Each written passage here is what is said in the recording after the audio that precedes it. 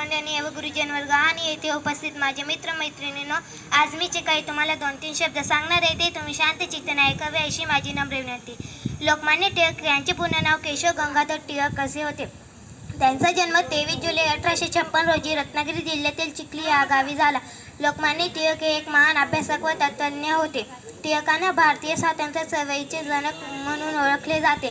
लोकमान्य टिळकांनी भारतीय स्वातंत्र्यासाठी अनेक चळवळी सुरू केल्या. इंग्रजांच्या तावडीतून मुक्त करण्यासाठी त्यांनी स्वराज्य हा माझा जन्मसिद्ध हक्क आहे, तो मी मिळवणारच असा नारा दिला. लोकमान्य टिळकांनी लोककल्याणासाठी अनेक लोककल्याणाची कामे केली.